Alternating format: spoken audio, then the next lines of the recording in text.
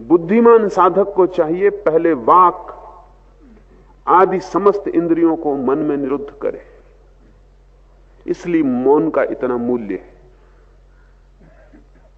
मौन का अर्थ है कि आप बाहर और भीतर बोलना बंद कर रहे हैं, क्योंकि बोलना बुद्धि की बड़ी गहरी प्रक्रिया है।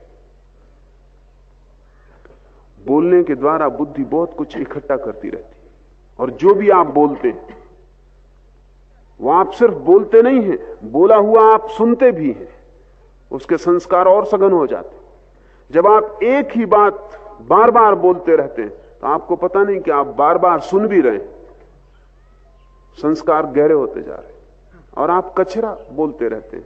सुबह अखबार पढ़ लिया, फिर दिन भर उसी को लोगों को बोले चले जा रहे हैं। कोई व्यर्थ की बात जिसका कोई भी मूल्य नहीं, जिससे किसी को कोई लाभ नहीं होगा, उसको आप बोले चले जा रहे हैं। अगर आप अपने 24 घंटे का विश्लेषण करें तो आप पाएंगे कि 99% तो कचरा था। जो आप न बोलते तो किसी का कोई हर्ज न था। ध्यान रहे, जिसे बोलने से किसी को कोई लाभ नहीं हुआ है, उसे बोलने से हानि निश्चित हुई है। क्योंकि न केवल आपने दूसरे के मन में कचरा डाला है, जो कि हिंसा है, जिसका कोई मूल्य नहीं है, वह आप बोल के दूसरे के मन में डाल दिए। और जब आप बोल रहे थे तो आपने फिर से सुन लिया है, वह आपके भीतर दोबारा गहरा हो गया, उसकी फिर से संस्कार पड़ गया, फिर कंडीशनिंग हो गई। अगर आप एक असत्य को भी बार बार बोलते रहें तो आप खुद ही भूल जाएंगे कि वो असत्य है। इतने संस्कार भीतर पड़ जाएंगे कि वो लगने लगेगा सत्य। एडोल्फ हिटलर ने कहा है कि कोई भी असत्य को सत्य करना हो तो एक ही तरकीब है, उसे बोले चले जाओ। दूसरे ही मान लेंगे ऐसा नहीं है, आप खुद भी मान लेंगे।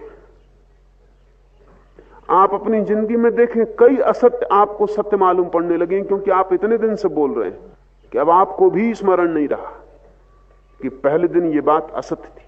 बहुत बार संस्कार पड़ जाने से गहरे हो जाते, लीक बन जाती। पहला काम है साधक के लिए कि वो वाणी को संयत कर ले, वही बोले जो बिल्कुल अनिवार्य हो, अपरिहार्य हो, जिसके बिना चल ही ना सकेगा। ये दुनिया बड़ी शांत हो जाए अगर लोग अपरिहार्य को बोले, व्यर्थ को ना बोले। व्यर्थ को बोल के बड़ी झंझट में पड़ते हैं, क्योंकि बोल के आप ही थोड़ी बोलते हैं, दूसरा जवाब भी देगा।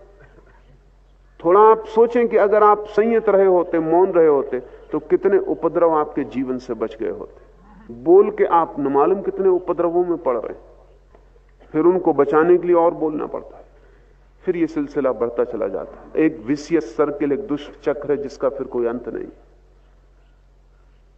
इसलिए साधु चुप हो जाता है, उतना ही बोलता है जितना अनिवार्य है, और उतना ही बोलता है जिससे किसी का हित हो सकेगा,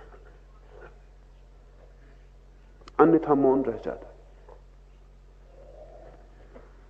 वाणी को जब आप बाहर से रोकेंगे तो भी जरूरी नहीं कि भीतर रुक जाए, क्योंकि आप दूसरे से न बोलें तो खुद से बोलते रहते। बैठे हैं, खुद ही से बात चल रही। ये खुद ही से चलने वाली बात भी संस्कार निर्मित करती है, क्योंकि जब आप अपने से बोल रहे हैं तब भी मन सुन रहा है।